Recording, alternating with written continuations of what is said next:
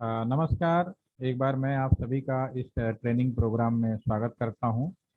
और आज का जो ट्रेनिंग प्रोग्राम है वो एक कैंपस के अंदर किस तरह से नेटवर्क का पूरा डिजाइन किया जाता है इसके ऊपर हमने फोकस किया है। और पूरी तरह से प्रैक्टिकल होगा ये। और इस वीडियो की मदद से और एक सिमुलेटर है पैकेट ट्रेसर। आप में से बहुत सारे लोग जानते भी होंगे, बहुत सारे लोग हो सकता है फर्स्ट टाइम यूज़ कर रहे हैं। लेकिन एक बहुत सारे सिमुलेटर मार्केट में अवेलेबल है, लेकिन सबसे ज़्यादा नेटवर्किंग के फील्ड में अ, जो सिमुलेटर का प्रयोग किया जाता है वही आपका पैकेट ट्रेसर ही है, क्योंकि ये फ्री ऑफ कॉस्ट सिस्को के द्वारा और सबसे ज़्यादा डिवाइसेज वर्ल्ड में अवेलेबल है। तो उसकी मदद से हम लोग प्रैक्टिकल करते भी हैं, सीखते भी हैं और बताते भी हैं। ठीक है। तो सबसे पहले मैं आगे बढ़ूं, मैं आपको एक लैब विजिट अपना एक वीडियो शेयर करूंगा। मैं आपको ग्रुप में भी शेयर कर रहा हूं वीडियो को, और यहाँ पे भी मैं आपको शो कर रहा हूँ। इस वीडियो के बाद से हम उस प्रैक्टिकल को शुरू करेंगे। तो पहले इस वीडियो को ध्यान से सुनिए, और इसमें कई पॉइंट है, मैं पहले इस पर डिस्कस करने वाला हूँ। फिर उसके बाद सिमुलेटर पे कैसे काम किया जाए ये मेरा एक होगा। उसके बाद क्या क्या नेटवर्क के अंदर क्या क्या इम्प्लीमेंटेशन होते हैं, इन सब चीज़ का मैं प्रैक्टिकल एक्सप्लेनेशन देने वाला हूँ। तो बिना देर किए मैं सबसे पहले आपको वीडियो शेयर करते हैं। और आपके ग्रुप में भी मैं शेयर कर रहा हूँ। हो सकता है आपका नेटवर्क अगर वीक हो तो शायद इतना प्रॉपर नहीं जाता है, लेकिन मैं यहाँ पे कर रहा हूँ आपको। यस।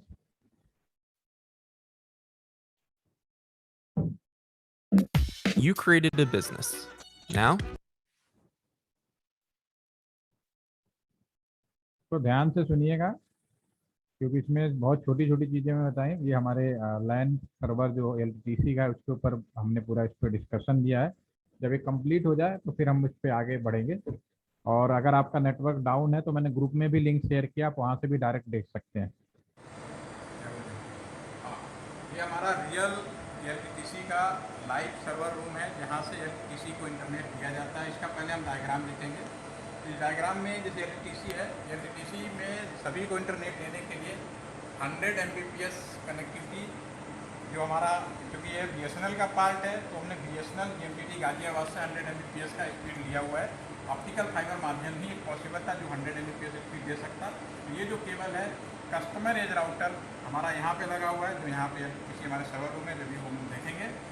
इसमें ये हमारा जेएमटीटी गाजियाबाद के प्रोवाइडर एज राउटर से 100 Mbps की लाइन आई हुई है, जो कि यहाँ पे एंट्री की हुई है। और यहाँ पे चूँकि ऑप्टिकल फाइबर है, ये हमारा कन्वर्ट हो गया इलेक्ट्रिकल में, जैसे कैट 6। अगर मैं यहाँ पे सिंगल कंप्यूटर लगा दूँ तो ये पूरा का पूरा 100 Mbps में अकेले ही करूँगा। लेकिन मुझे 100 Mbps आप कैंपस के अंदर जितने भी एम्प्लॉइज हैं, ट्रेनिंग है, स्टूडेंट्स हैं, जो भी हैं, गेस्ट हैं, उन सभी को इंटरनेट देना है। तो इंटरनेट देने के लिए मुझे यहाँ से फिर इसको यहाँ पे मुझे स्विच में लगाना पड़ेगा। अभी इन्हें भूल जाते हैं, गेट द स्विच। जब स्विच में लगाएंगे सारे कंप्यूटर हमारे स्विच के माध्यम से फिर यहाँ पे आएंगे। क्योंकि मैं यहाँ पे इंटरनेट दे रहा हूँ एलटीसी में, मैं भी एक तरह का इंटरनेट देने वाला हो गया। भले मैंने इंटरनेट बीएसएनएल से लिया हो या रिलायंस से लिया हो, लेकिन एलटीसी के अंदर मैं भी एक इंटरनेट दे रहा हूँ। तो इसका मतलब ये है कि मुझे भी यहाँ पे सिक्योरिटी कंसेप्ट को मुझे ध्यान रखना पड़ेगा। और मैं भी एक आईएसपी हो गया लोकल कैंपस के अंदर, और मुझे ट्रिपल ए कॉन्सेप्ट होता है, ऑथेंटिकेशन, ऑथराइजेशन एंड अकाउंटिंग। तो ये मुझे इम्प्लीमेंट करना पड़ेगा। तो जब मैं इसको इम्प्लीमेंट करने के लिए मुझे यहाँ पे एक प्रॉक्सी सर्वर यूज करना पड़ेगा। This is also known as the triple A server. ये हम यहाँ पे लगाएंगे। जैसे ही यहाँ से कोई कंप्यूटर एंट्री करेगा तो सबसे पहले आपसे स्टॉप करेगा और पूछेगा what is the user name password. जब आपको यूजर नेम पासवर्ड मिल जाएगा देन आप मूव करेंगे। तो इसमें हमें तीनों चीज़ होगी, ऑथेंटिकेशन, आपका यूजर नेम पासवर्ड, ऑथराइजेशन में हम लोग क्या करते हैं कि कोई जैसे स्टूडेंट है, स्टूडेंट को भाई 10 बजे से 1 बजे के बीच में इंटरनेट नहीं देना है, 2 Mbps से ज़्यादा इंटरनेट नहीं देना है, या कोई सी वेबसाइट नहीं खुलनी है।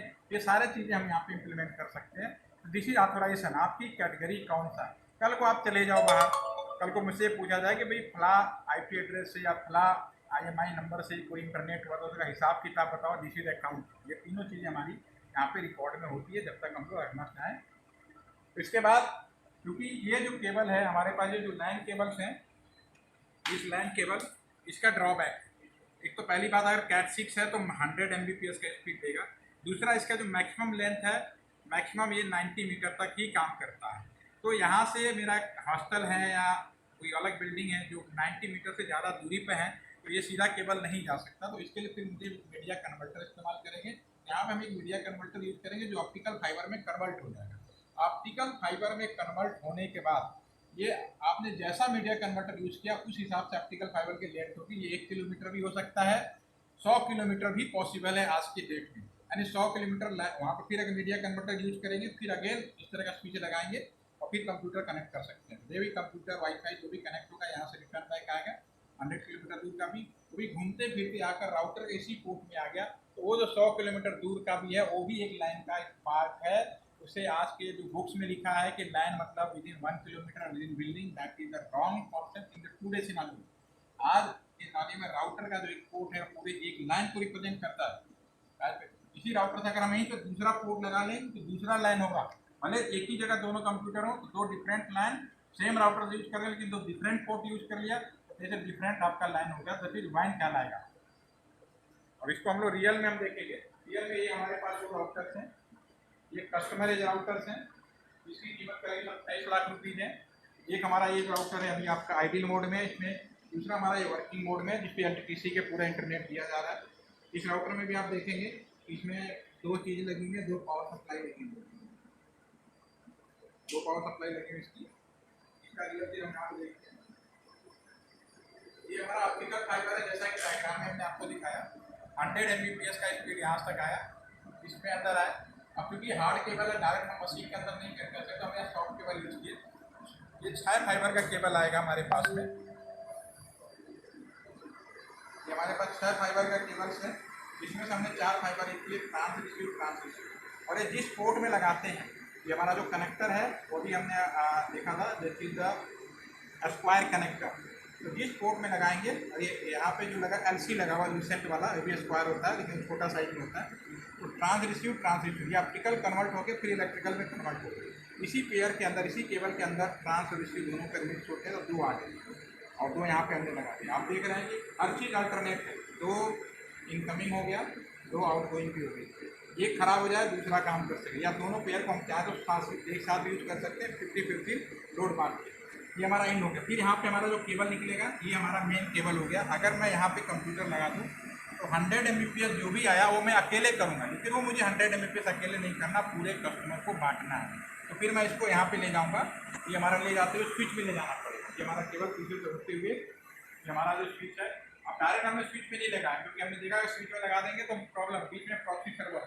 तो ये हमारा जो कंप्यूटर्स है इसके अंदर ये जो ग्रे केबल आया हुआ है, इसके अंदर वही वाला ग्रे केबल है यहाँ पे आ गया। इसके अंदर जो सॉफ्टवेयर है वो हमारे पास में प्रॉक्सी सर्वर का सॉफ्टवेयर है, पहले टीसीएस कंपनी का था और आज की डेट में जो इसके अंदर जो सॉफ्टवेयर है वो नेब्रो कंपनी है उसका किया हुआ। इसका हम लाइसेंस वर्जन एक बार परचेज किया और एनुअली हम लोग पेमेंट करते हैं इसी सॉफ्टवेयर। अब यहाँ से फिर हमारा एक दूसरा लाइन कार्ड आएगा, यानी एक कंप्यूटर के अंदर 2 लाइन कार्ड यूज कर सकते हैं। एक सिंपल कंप्यूटर को भी हम लोग सर्वर बना सकते हैं। ये हमारा लाइन केबल आ गया हमारा यहाँ पे।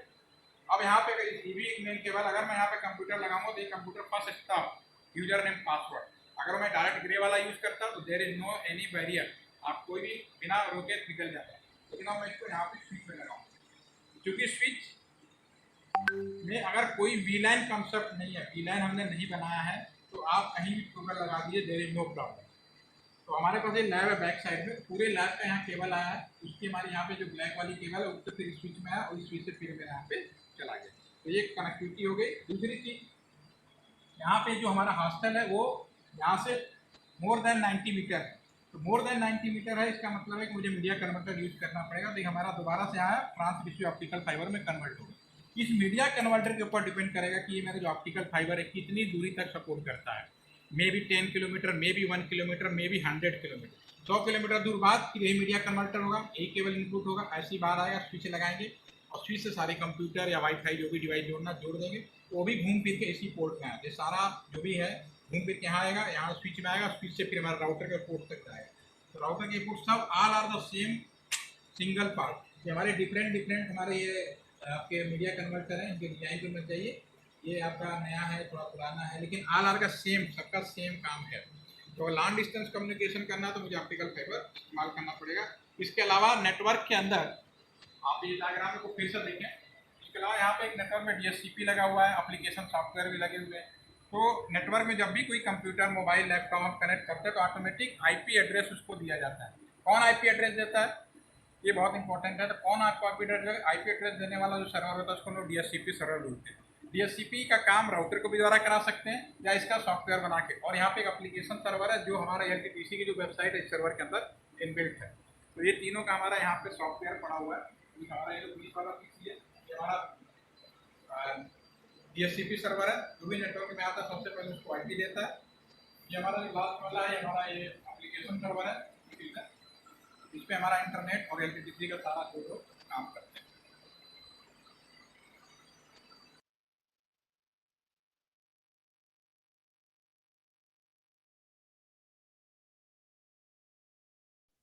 ये लैब विजिट का मैंने वीडियो अलग से भी ग्रुप में शेयर किया है, तो थोड़ा सा इसमें साउंड का इशू है, बट आप अलग से सुनेंगे तो प्रॉपर आएगा।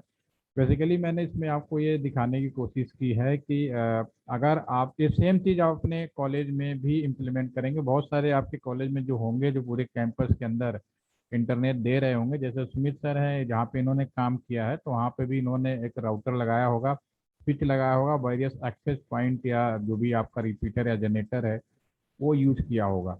तो इसमें यही चीज़ बताने की कोशिश की है कि अगर मान लीजिए आपका एक अपना पॉलिटेक्निक का कॉलेज है या कोई होटल्स है या कोई कैंपस है, उस कैंपस के अंदर आपकी रिस्पॉन्सिबिलिटी है कि सभी को इंटरनेट दिया जाए, तो हमें क्या करना पड़ेगा? सबसे पहले जो भी आईएसपी है लाइक बीएसएनएल, रिलायंस, टाटा, जो भी है जो लीज लाइन के थ्रू आपको इंटरनेट देते हैं, क्योंकि नॉर्मल कंडीशन में आप एक फ़ोन लाइन लाए और एक केबल लाए काम हो जाएगा, लेकिन अगर पूरे कैंपस में इंटरनेट की देने की बात होती है तो हमें पूरा का पूरा एक प्रॉपर बैंडविड्थ कनेक्टिविटी लेनी पड़ती है नियर बाई एक्सचेंज से। और नियर बाई एक्सचेंज के पास पी राउटर लगा हुआ, कल का आपको डायग्राम याद होगा, 3 तरह के राउटर कैटेगरी बताए थे। एक मेन राउटर जो आपका पूरे इंडिया में सभी कंपनी को साथ जुड़ा हुआ है, दूसरा आईएसपी राउटर है जो कि आपके नियर बाई जो भी हमारे वो हैं कंपनीज हैं उनके पास। मैं इसका एक काम करता हूँ, उसको दिखाई देता हूँ तो बोलने में आसानी रहेगी आपके लिए।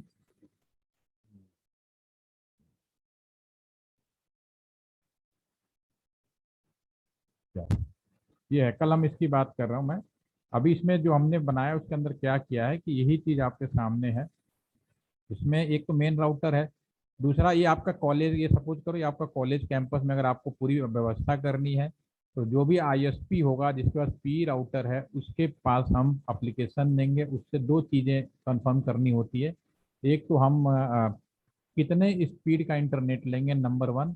दूसरा, अपने पूरे कॉलेज कैंपस में मुझे इंटरनेट देना है तो एक आईपी एड्रेस देगा जिसकी मदद से आप पूरे कॉलेज में आप इंटरनेट बांटोगे। ये हम आज प्रैक्टिकल में भी देखने की कोशिश करेंगे, ठीक है।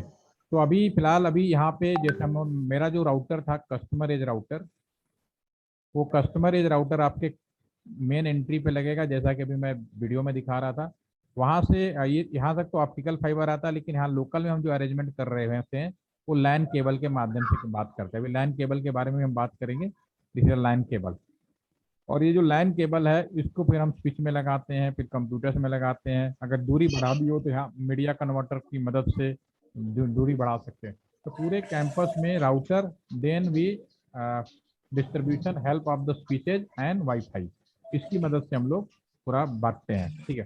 क्योंकि आप कैंपस में आप इंटरनेट दे रहे हैं, वीडियो मैंने अभी बिल्कुल क्लियर किया कि आप चूंकि कैंपस में इंटरनेट दे रहे हैं तो अब आपके पास ये जिम्मेदारी बन गई कि आप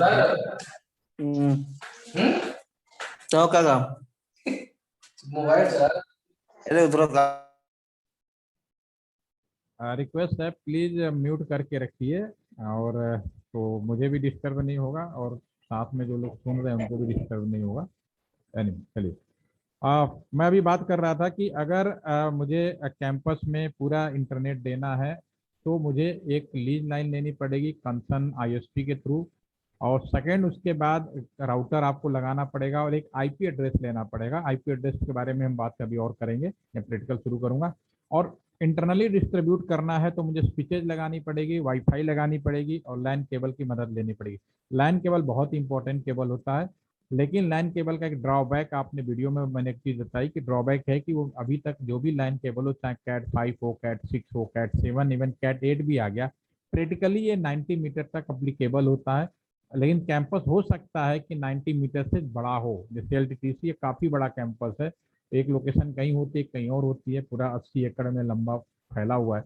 तो यहाँ पे लाइन केबल से सिर्फ बात नहीं बनेगी, अगर मुझे एक बिल्डिंग से दूसरे बिल्डिंग में जाना है तो डेफिनेटली मुझे ऑप्टिकल फाइबर की जरूरत पड़ेगी। तो इस केस में हम यहाँ पे स्विच के माध्यम से यहाँ पे एक मीडिया कन्वर्टर लगाते हैं और ऑप्टिकल फाइबर से हम दूसरी लाइन की तरफ चले जाते हैं। ठीक है, यहाँ अब जब हम डिस्ट्रीब्यूट करने के बाद, चूंकि अब मैं बात कर रहा था कि अगर इंटरनेट आपने ले लिया एक पूरी सभी जिम्मेदारी पे BSNL से, रिलायंस से, लेकिन लोकल में आप इंटरनेट बांट रहे हो, ये जो भी यूजर हैं आपके लोकल आपके अपने हो गए। मैं अगर आपकी पॉलिटेक्निक की बात करूं, पॉलिटेक्निक में मान लीजिए आप नेटवर्क मैनेजर हैं या नेटवर्क एसोसिएशन है, जो आपकी जिम्मेदारी है कि कॉलेज के अंदर जो भी एम्प्लॉइज हैं, जो भी टीचर्स हैं, जो भी स्टूडेंट हैं, उन सबको इंटरनेट देना है। तो आपने राउटर ले लिया और लाइन की स्पीड ले ली 100-200, जितना पेमेंट है अपने हिसाब से आपने ले लिया। लेकिन जब कॉलेज में बांटने का आपने नेटवर्क भी बिछा दिया, लेकिन अब आपकी जिम्मेदारी, सबसे बड़ी जिम्मेदारी ये बन जाएगी, क्योंकि आपने भले बाहर तो कुछ भी लिया हो, लेकिन लोकल मैनेजमेंट पे आप एक ISP हो गए, क्योंकि लोकली आप लोगों को इंटरनेट पहरा दे रहे हैं। तो जो भी इवन अपने मोबाइल की बात कर लो, आप हॉट स्पॉट से भी अगर किसी को इंटरनेट दे रहे हो तो डैट मीन उस समय आप ISP हो गए। और ISP की सबसे पहली जिम्मेदारी बनती है AAA, that is triple A. आपने मॉड बोला था, AAA कई जगह अप्लीकेबल होता है, लोकल लेवल पे भी, नेटवर्क लेवल पे भी, नेशनल लेवल पे भी, और आपका ये जो ISP मेन है BSNL, वो लोग भी अपना करते हैं, तो मैंडेटरी ही मैंडेटरी है। और नई पॉलिसी के अंदर इवन आप हॉट स्पॉट से भी इंटरनेट देंगे तो ये सारी बहुत मैंडेटरी हो चुकी है। दिस इज AAA, ये मैंने वीडियो में डिस्कस किया था। AAA, पहले ए का मतलब होता है ऑथेंटिकेशन, दूसरे ए का मतलब ऑथोराइजेशन, तीसरे ए का मतलब है अकाउंटिंग। तो हम यहाँ पे अभी डायरेक्ट स्विच में लगा के हम नहीं देंगे। तो जो मैं अभी आपको वीडियो दिखा रहा था उसके अंदर, अगर इसके अंदर PPT के अंदर मैंने बना रखा है, मैं ऐसा करता हूँ,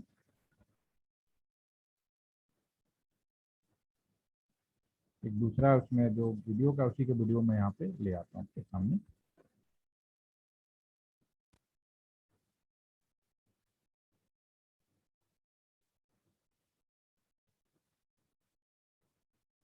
चलिए, ये है आपके सामने, इसको मैं शेयर करता हूँ, ये आपका, यस, ये हमें आपको बना रहा था, जो आपको वीडियो दिखा रहा था, इसके अंदर मैं आपको थोड़ा एक्सप्लेन करना चाहूंगा। ये जो हमारा लाइन तो वहां से आ गई, जिस भी कंपनी से आपने इंटरनेट लिया, अभी आपका कॉलेज का कैंपस है, आप कॉलेज के कैंपस में बांटना चाहते थे तो आपने राउटर लगा दिया। ठीक है, अब राउटर से यहाँ पे जो लोकल डिस्ट्रीब्यूशन होगा, इस स्विच को आप इसको डायरेक्ट यहाँ पे स्विच में लगा सकते थे। ये पूरे कोई हमारी लैब है, लैब के सारे वायर यहाँ पे लगा देते।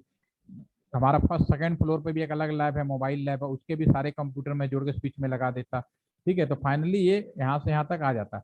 लेकिन चूंकि अब आप इंटरनेट दे रहे हैं तो ये आपकी जिम्मेदारी बन गई, जैसे कि मैं LTTC में मैं रिस्पॉन्सिबल हूँ कि मैं, मेरे थ्रू जो लोग भी इंटरनेट ले रहे हैं तो मुझे AAA फॉलो ही कराना है। कहने का मतलब उनके ऊपर मॉनिटरिंग रखनी है। तो मैं यहाँ पे डायरेक्टली इंटरनेट ना देके मैं यहाँ पे एक सर्वर लगाऊंगा। इस सर्वर के अलग अलग नाम हो सकते हैं, कुछ लोग कहते हैं प्रॉक्सी सर्वर, कुछ लोग कहते हैं फायरवॉल सर्वर। ठीक है, लेकिन मोस्टली जो इसका बेसिक रिक्वायरमेंट है, जो पॉलिसी के अंदर AAA है, ऑथेंटिकेशन, ऑथराइजेशन एंड अकाउंटिंग। इससे क्या फायदा, अगर आपने इस चीज को नहीं लगाएंगे तो क्या कोई इंटरनेट कर रहा है, क्या साइटें खोल रही हैं, आप मैनेजमेंट नहीं कर सकते। आपको ये मैनेजमेंट करने का अधिकार दिया गया, आपको ये पॉलिसी भी कहती है कि आपको मैनेजमेंट करना है, तो आप ये लगाएंगे। और ये सब जो सॉफ्टवेयर बेस्ड होता है, अब इसमें हार्डवेयर भी हो सकता है, ऐसा नहीं केवल सॉफ्टवेयर, हार्डवेयर भी अप्लीकेबल है हमारे पास में। फिलहाल हमारे पास दोनों ही है, मैं अभी सॉफ्टवेयर की बात कर रहा हूँ। तो मैंने एक कंपनी है नेब्रो करके, उसकी मैंने लिया। पहले TCS भी आपने नाम बहुत सुना होगा, उनके सॉफ्टवेयर इसके अंदर पड़े हुए हैं, उनसे वो लोग सॉफ्टवेयर डेवलप करते हैं। जो प्राइवेट IT कंपनी होती है क्या करती है, सॉफ्टवेयर डेवलप करती है। सिर्फ सॉफ्टवेयर डेवलप कर देने से बात नहीं होता, उनका परचेजर भी होना चाहिए। तो हम लोग बहुत बड़े परचेजर हैं, TCS का काफी बड़ा सॉफ्टवेयर हम लोग परचेज करते हैं, या हम जैसे जितने भी ऑर्गेनाइजेशन है जो इंटरनेट लोकल लेवल पे दे रहे हैं उनको जरूरत पड़ती है।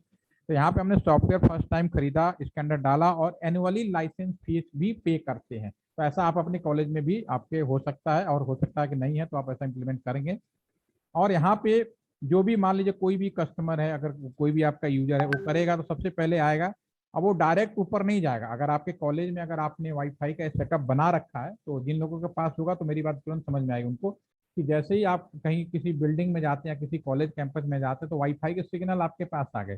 ठीक है, आपने मोबाइल या लैपटॉप से कनेक्ट करेंगे, कनेक्ट हो जाते हैं, कोई दिक्कत नहीं। पासवर्ड बेस्ड भी हो सकता है, नॉन पासवर्ड बेस्ड भी हो सकता है। लेकिन कनेक्ट होने के बाद सबसे पहले क्या करता है, एक विंडोज खुलती है। वो विंडोज क्या कहता है, भैया सबसे पहले यूजर नेम पासवर्ड बताओ, this is authentication, because connect any one, connection के लिए बहुत ज्यादा बाउंड है, अगर टू ऑथेंटिकेशन नहीं रखना चाहते तो ओपन कर दीजिए वाईफाई, कोई प्रॉब्लम नहीं, everybody directly connect to the open wifi. लेकिन जैसे वो आगे जैसे जाएगा तुरंत हमारा कंप्यूटर रोक देगा, कहेगा first authentication only right person will be allow. तो आपको एक यूजर नेम पासवर्ड, जितने भी एम्प्लॉइज होंगे, स्टूडेंट होंगे, सबका यूजर नेम पासवर्ड दिया जाता है। उसका तरीका हो सकता है कोई रोल नंबर के हिसाब से, किसी को नाम के हिसाब से, वो आपका लोकल मैनेजमेंट आप कैसे करेंगे, ठीक है। आपने वो राइट पर्सन दे दिया, ओके, वो दैट ओके कनेक्ट हो जाएगा इंटरनेट, वो आप करने के लिए रेडी है, this is authentication. Second A is the authorization. मैं एलटीटीसी की बात कर रहा हूँ। एलटीटीसी में क्या होता है कि हमारा जब क्लास का टाइम होता है, जब हम थ्योरी क्लास पढ़ा रहे होते हैं 10 बजे से लेकर 1 बजे, क्योंकि हमारे यहाँ हॉस्टल्स भी हैं तो लोग यहाँ पे रुकते हैं स्टूडेंट दूर दूर से आके, तो मैं 10 बजे से 1 बजे के बीच में भले कनेक्ट रहें, लेकिन उस दौरान वो इंटरनेट ना कर सकें, ये चीज़ हम इसमें इनबिल्ड करते हैं। हमने कैटेगरी बना रखा है स्टूडेंट का, नेटवर्क एडमिन का, अकाउंट डिपार्टमेंट का, फाइनेंस आपका मोबाइल डिपार्टमेंट का, तो सबको क्या क्या इंटरनेट की फैसिलिटीज देनी है, कितना स्पीड देना है, कब इस इंटरनेट नहीं देना है, वो सारे चीज आप मैनेजमेंट कर सकते हो। तो मैं यहाँ पे स्टूडेंट के लिए मैनेजमेंट किया कि भाई वो पहली बात, मान लो हमारे पास भले 100 MBPS का स्पीड हो, लेकिन किसी भी हाल में किसी भी स्टूडेंट को 2 MBPS से ज्यादा स्पीड ना मिले, तो स्पीड में कंट्रोल हो गया। नंबर 2, स्टूडेंट 10 बजे से 1 बजे के बीच में इंटरनेट ना कर सके वर्किंग डेज में, ये भी हो गया नंबर 2। तीसरा, बहुत सारी साइटें होती हैं जो स्टूडेंट के लिए अलाउड नहीं की जाती हैं, वो भी रिस्ट्रिक्ट कर सकते हो। तो दिस इज ऑथोराइजेशन, जो अलग अलग हमने कैटेगरी बनाई वो किस ऑथोराइजेशन के अंदर आता है। कल को हमारे यहाँ से स्टूडेंट चला गया, ठीक है, अब स्टूडेंट ने क्या खोला क्या नहीं, हम तो बैठ के देख नहीं ले, हाँ हमारे ये सिस्टम जरूर रिकॉर्ड कर रहा है। तो दिस इज अकाउंटिंग, हिसाब किताब, जो भी कुछ करेगा हिसाब किताब। तो आप एक कभी ना सोचें कि हम कहीं भी जा रहे हैं, रेलवे का हॉटस्पॉट दिया गया या किसी भी कैंपस में, उसकी रिकॉर्डिंग नहीं है, सब कुछ है, एवरीथिंग इज पॉसिबल।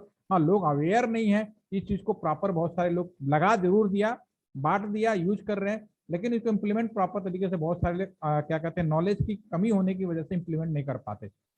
लेकिन अगर आप किसी ऐसे जगह पे जा रहे हैं जो पहले से वेल ट्रेंड है, आप एलटीटीसी में आएंगे, अगर कोई यहाँ करेगा तो अगर जरूरत पड़ेगी तो हम लोग उसके ऊपर मॉनिटरिंग पूरा कर सकते हैं कि उस बंदे ने क्या वेबसाइट खोला, क्या उसने स्पीड का इंटरनेट यूज किया, कितना डाटा यूज किया, सारी इंफॉर्मेशन इसके अंदर स्टोर होती है। बाय डिफॉल्ट 90 डेज तो आज की डेट में रखना है, 90 डेज के बाद डाटा अपने आप डिस्ट्रॉयड हो जाता है, चाहे तो आप आगे भी रख सकते हैं, ये सब सॉफ्टवेयर के अंदर फीचर होता है, ठीक है। तो ये नेटवर्क मैनेजमेंट है, इस तरह से हम इसको वो करते हैं। और इसके और अलग अलग सर्वर भी बताए, ये सर्वर, क्योंकि सबसे पहली चीज, एक चीज आपको कल समझ में आ गई होगी कि जितने भी कंप्यूटर्स होते हैं जो भी जुड़ते हैं उन सबको जैसे अगर इंटरनेट करना है तो सबसे पहले आपको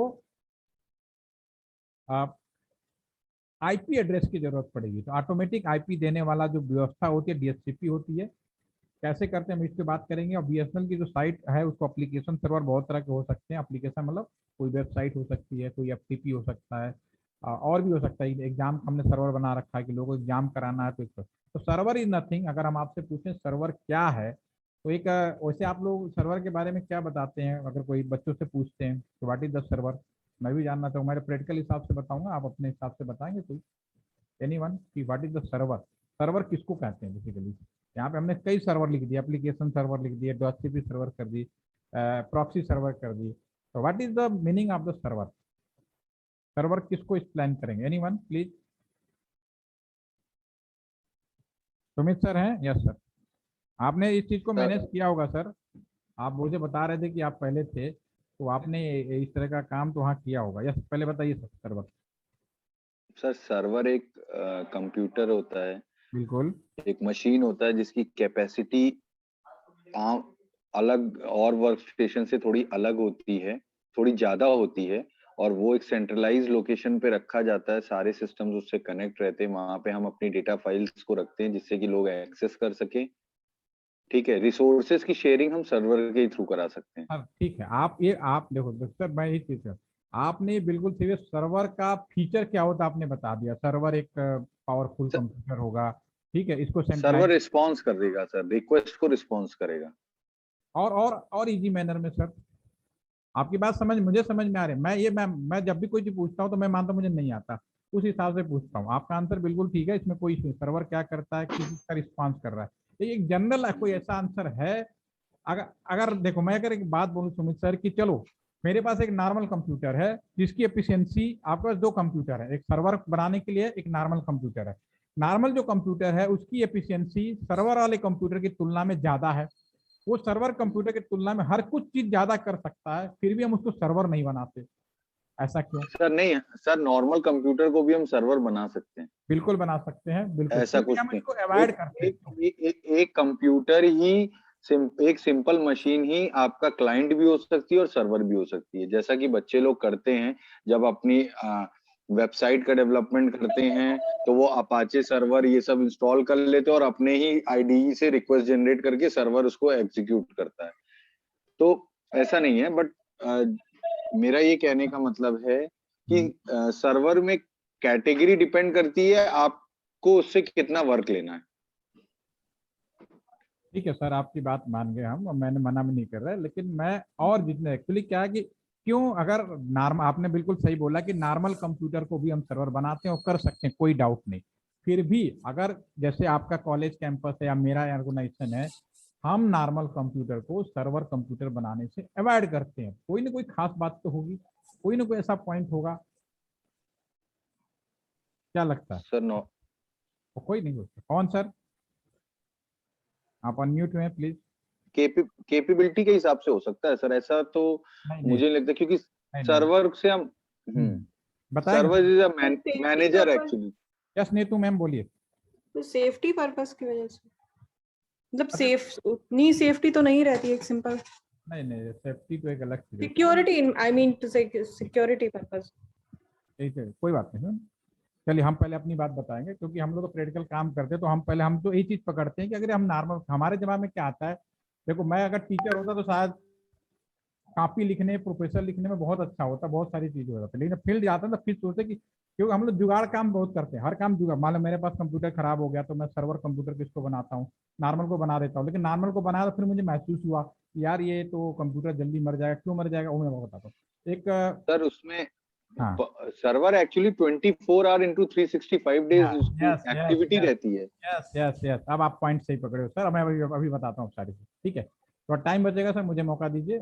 आप, आपको सभी को जानकारी, ऐसा नहीं है कि कोई चीज ऐसी है, बट वो है कि हम अभी ट्रेनिंग पे बैठे हैं तो हम उस चीज को और आपस में एक दूसरे की जानकारी बढ़ा रहे हैं। आपने बिल्कुल पॉइंट बिल्कुल अच्छा पकड़ा है और बिल्कुल सही डायरेक्शन में पकड़ा है। मैं पहली चीज की सर्वर किसको कहते हैं, हम पहले जानने की कोशिश करते हैं। तो बहुत ही सिंपल भाषा में, जैसे मैं इंसान हूँ, आप इंसान हैं, बहुत सारे लोग इंसान हैं, दुनिया में इंसानों को अलग अलग तरीके से बोला जाता है। किसी को आप डॉक्टर बोलते हो, किसी को वकील बोलते हो, किसी को टीचर बोलते हो, किसी को स्टूडेंट बोलते हो, किसी को खिलाड़ी बोलते हो। आप क्यों बोलते हो? ऑल आर ह्यूमन, बट आप उसको इसलिए बोलते हो कि वो पर्टिकुलर काम के लिए डेडिकेटेड हो गया वो, ठीक है ना? आप फैकल्टी मेंबर हैं बिकॉज आप पर्टिकुलर उस काम को करते हैं, but ultimately you are human, ठीक है? तो वैसे ही मेरा एक कंप्यूटर इज नथिंग, कोई भी कंप्यूटर, नॉर्मल कंप्यूटर हो या सर्वर कंप्यूटर हो, कोई भी, अगर इस कंप्यूटर को एक पर्टिकुलर काम के लिए डेडिकेटेड कर दिया जाए, वह उस चीज का सर्वर कहलाएगा। वेरी सिंपल लैंग्वेज में, काम कुछ भी हो सकता है, हजारों तरीके से काम पॉसिबल है, ठीक है ना? ये सब नाम लिखा है, सर्वर लिखा है, आगे डीएससीपी लिखा है, तो इस कंप्यूटर का डीएससीपी का काम हो गया, डोमेन कंट्रोलर डीएनएस का काम हो गया, प्रॉक्सी का काम। जिस काम के लिए आप उस कंप्यूटर को डेडिकेटेड करोगे वो सर्वर कहलाएगा, सीधी सी बात है। सर्वर इज नथिंग, सिंपल भाषा, एनी कंप्यूटर, नॉर्मल कंप्यूटर या पर्टिकुलर सर्वर बना डिजाइन किया हुए कंप्यूटर, अगर उसको पर्टिकुलर काम के लिए डेडिकेटेड करोगे वो चीज का सर्वर कहलाएगा। पहली चीज ये क्लियर हुई। Number 2, server computer normal computer से अलग क्यों बनाए जाते हैं, ठीक है? जबकि नॉर्मल कंप्यूटर को हम सब जानते हैं कि उसको सर्वर की तरह यूज कर सकते हैं, ठीक है?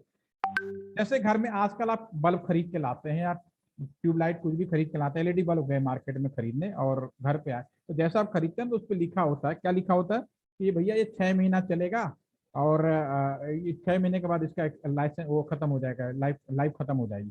तो आपको सभी को मालूम है कि हम दुनिया में जो भी चीज यूज कर रहे हैं सब इलेक्ट्रॉनिक सिलिकॉन बेस्ड चीज यूज कर रहे हैं। जब आप बीएलएसआई डिजाइन के अंदर जाएंगे तो आपको एक चीज बिल्कुल पढ़ने को मिलेगी, अगर कोई भी इलेक्ट्रॉनिक बनी हुई चीज, अगर आपके सेमीकंडक्टर की बात कर लें या सिलिकॉन बेस्ड बात कर लें, उसको लाइव तरीके में 24 घंटे बिना रुके, बिना बंद किए अगर हम लगातार यूज करेंगे तो उसकी maximum life critical life 90 days होता है, यानी 3 महीने होता है, ठीक है ना। वो बात अलग होता है कोई 3 का 6 चल जाए 4, जैसे इंसान है, इंसान की आइडियल लाइफ 70 साल है, कोई 100 साल जी जाता है, कोई 120 साल जी जाता है, वो अलग मैटर है, बट बाय डिफॉल्ट 70 साल तक आते आते सबकी अब एक पूरा जो लाइफ साइकिल उसकी ओवर हो जाती है आज की डेट में, ठीक है। तो उसी तरह से जितने भी इलेक्ट्रॉनिक डिवाइस हैं, अगर उसको बिना बंद किए 24 घंटे लगातार यूज करें तो वो आपका उसकी जो लाइफ है ऑटोमेटिकली 3 महीने के बाद बाय डिफॉल्ट खत्म हो जाती है, ठीक है। तो सर्वर कंप्यूटर और नॉर्मल कंप्यूटर में भी डिवाइसें वही लगी हैं, लेकिन सर्वर कंप्यूटर में हर चीज ड्यूल मोड में लगाई जाती है। क्यों? एटलीस्ट कई बार 3 मोड में, 2 hardware, 2 power supply, 2 control card, 2 operating system. वो ऐसा इसलिए किया जाता है क्योंकि जैसे अभी सुमित सर बोले 24 घंटे कंटिन्यूअस यूज होना है, सर्वर डेडिकेटेड हो गया पर्टिकुलर काम के लिए, 24 घंटे कंटिन्यूअस यूज करना। अगर नॉर्मल कंप्यूटर को सर्वर कंप्यूटर बना के यूज करना शुरू कर दें, हर 3 महीने, 4 महीने, 6 महीने के बाद उस कंप्यूटर को आपको बदलना ही पड़ेगा, लाइफ एक्सपायरी हो जाएगी, जैसे बल्ब और ट्यूबलाइट होते हैं वैसे वो दी एंड हो जाएगा। सर्वर कंप्यूटर में क्या होगा, एक निश्चित टाइम के अंतराल के बाद एक चीज ड्यूल मोड में अगर है तो एक बंद होगा, दूसरा चलेगा, दूसरा बढ़ेगा। तो मेन जो होता है हार्डवेयर की लाइफ बढ़ाने के लिए सर्वर कंप्यूटर अलग से बनाया जाता है। कैपेबिलिटी एक अलग चीज हो गई, कैपेबिलिटी नॉर्मल कंप्यूटर का भी ज्यादा कर सकते हो, सर्वर कंप्यूटर के कम भी होगा तो भी कोई प्रॉब्लम नहीं है, जैसी जरूरत होती है वो आप हिसाब से यूज कर सकते हो। तो ये इसका बेसिक है, क्योंकि हम लोग प्रैक्टिकली इन चीज को महसूस किया और हम लोग क्या भाई ऐसा क्यों कर रहे हैं, ऐसा इसलिए कर रहे हैं जो भाई ये नहीं करोगे तो ऐसा हो जाएगा। ये हमारे जब हम सामान खरीदते हैं ना उस पर लिखा होता है कि सर्वर कंप्यूटर लाइफ, सबसे पहले लिखा होगा लाइफ इसकी इतनी होगी। क्यों? नॉर्मल कंप्यूटर का सर्वर बनाओगे, सबको मालूम है इलेक्ट्रॉनिक डिवाइस है, आइडियली उसकी लाइफ 90 डेज होती है, हो सकता है 6, वो अलग मैटर है। कई बार हमारे यहाँ तो नॉर्मल कंप्यूटर भी 2-2 साल 3-3 साल चल जाते हैं, वो अलग है, ठीक है। लेकिन वो 90 डेज के बाद फेल होने की गारंटी, उसकी लाइफ एक्सपायरी हो जाती है, ठीक है। तो ये तो रहा इसकी चीज। अब हम आते हैं मेमोरी। अब कुछ लोगों ने लिखा है, ठीक है, तो बाद में मैं रीड आउट करके फिर पढ़ेंगे। अब मैं आता हूँ पैकेट ट्रेसर, एक सामुलेटर है, आप लोग इसके बारे में जानते हैं, बहुत अच्छी बात है। जो नहीं जानते हैं कि इसका मैं लिंक दे दूंगा, आजकल नया वर्जन भी आ गया, लेकिन ये बड़ी अच्छी बात है, आज के समय में आप अपने स्टूडेंट को भी बहुत अच्छे से सिखा सकते हैं। तो मैं इसी पैकेट ट्रेसर के नाम से अभी मैं एक सॉफ्टवेयर खोल रहा हूँ आपके सामने। इस पे ये पूरा का ये जो कैंपस की जो पूरी व्यवस्था है, इसका मैं प्रैक्टिकली कैसे इम्प्लीमेंट किया जा रहा है मैं वहां पे प्रैक्टिकली बनाते हुए आपको दिखाऊंगा। जब पैकेट ट्रैकर आप इंस्टॉल कर लेंगे,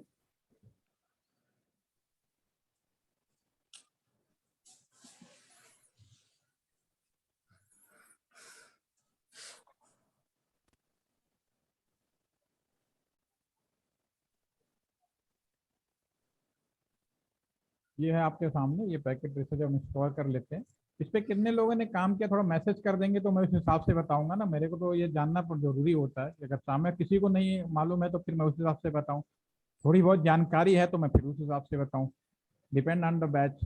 तो प्लीज मैसेज इन, क्या आप इससे अवेयर हैं, यस या नो। नो है तो फिर नो के हिसाब से बताएंगे, कोई इशू नहीं, क्योंकि ये आज के बाद आपको यस पवन सर को थोड़ी बहुत आइडिया है, मैक्सिमम लोग नो है। चलिए ठीक है, सभी को मैं नो मान के करता हूँ फिर, ठीक, ओके, चलिए कोई बात नहीं। जब ज्यादातर नो है तो सुमित सर आपने तो किया ही होगा क्योंकि आप यूज कर रहे हैं।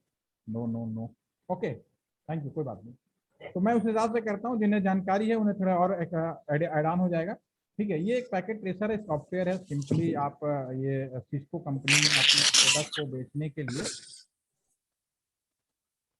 पवन सर म्यूट कर दें। Yes sir. म्यूट करके थोड़ा सा आवाज रिकॉर्ड करेंगे ना, आप ही लोगों को देना है मुझे रिकॉर्ड करके वापस, ठीक है। चलिए, ये आपके सामने पैकेट ट्रेसर है, इसका कई वर्जन है, लेटेस्ट वर्जन 8 के सीरीज में चल रहा है। इसमें इतना अच्छा ये पावरफुल सामुलेटर बनाया गया है कि आप इसमें पूरा का पूरा स्मार्ट बिल्डिंग, स्मार्ट सिटी का पूरा प्रोजेक्ट बना सकते हैं। उसके बाद इस प्रोजेक्ट को हम फिजिकली इम्प्लीमेंट कर सकते हैं। हमारे यहाँ बहुत सारे स्टूडेंट बनस्थली विद्यापीठ के बारे में आप जानते होंगे, और बहुत सारे ऐसे हैं जहाँ पे वो 6 महीने अपने स्टूडेंट को सिर्फ इन्हीं चीज़ के लिए डेडिकेटेड ही कर देते हैं वो लोग। तो वहाँ के स्टूडेंट हमारे पास आते हैं, और अभी आज से 4 साल पहले ही हमारे यहाँ पे 6 स्टूडेंट आए थे, वहाँ पे एक्चुअली फीमेल बच्चे होते हैं। तो वो उन लोगों ने बड़ा अच्छा स्मार्ट बिल्डिंग का प्रोजेक्ट बनाया था, बड़ा अच्छा था, और उसके बाद हम लोगों भी, हमें भी सीखने को मिला, स्टूडेंट से सीखने को मिला। मैं तो थोड़ा सा बता दें इसको काम कैसे करते हैं। उन लोगों ने नया वर्जन डाउनलोड करके आगे बहुत अच्छी चीज़ बनाई, और आज से 4 साल पहले हम स्मार्ट बिल्डिंग और आज IoT के बारे में आज पढ़ो, 4 साल पहले इन चीज़ों को बना के यहाँ पे चले गए एलटीसी में, ठीक है। तो मैं ये मतलब कहने वाली बहुत ही अच्छी चीज़ है, आपको बैठे बैठे सब कुछ बहुत आसानी से समझ में आ जाएगी। या जब आप ओपन करेंगे, जब इंस्टॉल करेंगे, सिंपली मैं आपको लिंक दूंगा, आप डाउनलोड करिएगा, इंस्टॉल कर लीजिएगा, ठीक है। ये लाइसेंस वर्जन है, मैं आपको ऐसे ही दे दूंगा। दूसरा, आपको अगर साइट से लेना है तो उस पर आपको रजिस्ट्रेशन करना पड़ेगा, अपना यूजर नेम पासवर्ड करना पड़ेगा। नेट अकेडमी की साइट है, वहाँ से आप इसको डाउनलोड कर लीजिए। पुराना वर्जन तो बाय डिफॉल्ट सब जगह फ्री मिल जाए। खैर, सीखने के लिए बहुत है। अभी मैं आपके सामने ये ओपन किया, इसके अंदर आप ये देख पाएंगे कि ये नीचे की तरफ ये सारे सिस्को के सिंबल्स हैं। This is a router symbol. अगर आप माउस ले जाएंगे तो आप यहाँ पे नीचे की साइड में पढ़ेंगे, आप ध्यान से देखिएगा स्क्रीन पे, यहाँ पे राउटर है। जहाँ माउस ले जाएंगे तो डिवाइस का सिंबल क्या है उसके नाम भी आपको दिखेगा। हब आ गया, वाईफाई आ गया, वायरलेस कनेक्शन आ गए। नीचे यूजर कनेक्शन है आपका, ये कंप्यूटर। अगर मैं इसको क्लिक करूंगा तो सारे कंप्यूटर्स यहाँ पे आ जाएंगे। बगल में आपका कुछ और भी है, सर्वर है, एक अलग तरह का कंट्रोल सर्वर है आपका। ये वैन एमुलेशन है। ये सब चीज़ें आपको धीरे धीरे समझ में आएंगी हैं क्या, ठीक है। आपके कनेक्शन हो गए। इसके बाद क्लाउड के बारे में कुछ है। ऊपर आपका ये राउटर्स हैं, स्विचेज हैं, हब्स हैं, और आपके वाईफाई डिवाइसेज हैं यहाँ पे। फिलहाल अभी जो मेरे पास सिमुलेटर्स में इतना ही शो हो रहा है। जो नया वर्जन लेंगे उसमें सारे टीवी, बिल्डिंग, वो सारी चीज़ें आप देख सकेंगे, ठीक है। वो भी मैं आपको दिखाऊंगा, एक मेरा प्रोजेक्ट बच्चों ने बनाया था, वो भी दिखा देंगे आपको। तो अभी इस पे काम कैसे करना है, आपको कुछ नहीं करना, आपका हैंड फ्री होना चाहिए। और ये आप इसमें से सबसे पहले ये राउटर्स पे क्लिक करते हैं। यहाँ पे बहुत सारे राउटर्स के वर्जन दिए हुए हैं। जैसे मैंने जब राउटर का कल मैंने थोड़ा इंट्रोडक्शन दिया था, तो उसके अंदर हमने आपको ये बताया कि 3 कैटेगरी का राउटर हमने शुरू में यूज़ किया था। सिस्को कंपनी, सारा सिस्को का ही है। तो सिस्को का 12,000 सीरीज हमने मेन राउटर के लिए यूज़ किया था। उसके बाद सेकंड नंबर पे हमने 760 सीरीज का जो हमने यूज़ किया था वो प्रोवाइडर एज ISP राउटर के रूप में। और तीसरा जो हमने कस्टमर एज राउटर के रूप में यूज़ किया था। 760 से नीचे के जितने राउटर होते हैं नॉर्मली कस्टमर एज राउटर के रूप में यूज किया जाता है, कम एफिशिएंस का होता है। लेकिन यहाँ पे चूंकि सिमुलेटर है, डेफिनेटली कंपनी अपनी सारी चीज़ें ओपन मार्केट में नहीं रखती, लेकिन उतना देते हैं कि हाँ उनके प्रोडक्ट के बारे में समझ में आ जाए। तो यहाँ जो भी राउटर है नॉर्मली फील्ड में आप इसको देखेंगे तो as a customer edge router use होता है। लेकिन यहाँ पे हम सीखने के लिए प्रोवाइडर एज राउटर भी यूज करेंगे और कस्टमर एज राउटर यूज करेंगे। नंबर 1, यहाँ पे जो भी ये सब 1841194 आज की डेट में यूज नहीं होता। आज की डेट में अगर यहाँ पे जो भी मैं राउटर देख पा रहा हूँ, इसमें 2811 एंड अबव की जो सीरीज है वो सारे राउटर हमारे अभी भी लर्निंग और फील्ड में मिल जाएंगे आपको। 2811 सबसे ज़्यादा BSNL में यूज किया गया है, लोकल लेवल पे, ऑफिसेज में, कहीं भी। तो इसको मैं क्लिक करता हूँ तो आप हैंड फ्री करना सेलेक्ट हो जाएगा। और ये मैं जो आज लैब अपना विजिट दिखाया वहाँ पे, यहाँ पे उसी को मैं बनाने जा रहा हूँ। यहाँ पे मैं छोड़ दूंगा तो लैब यहाँ पे आ जाएगा। जहाँ राउटर 0 लिखा है इसको मैं क्लिक करूंगा, ये रिमूव हो जाएगा। और मैं इसको डिलीट करके मैं लिख देता हूँ ALTTC सर्वर रूम का ए है, ठीक है ना। गाजियाबाद का ही राउटर लगा जिसे अभी आप लोगों ने देखा। ये राउटर प्रोवाइडर एज राउटर से जुड़ा था, ठीक है। तो प्रोवाइडर एज राउटर भी यहाँ पे कोई और राउटर नहीं है, 2811 ही ले लेते हैं, ठीक है। ये इसको हम ऐसा करते हैं, यहाँ पे लिख देते हैं कस्टमर एज राउटर।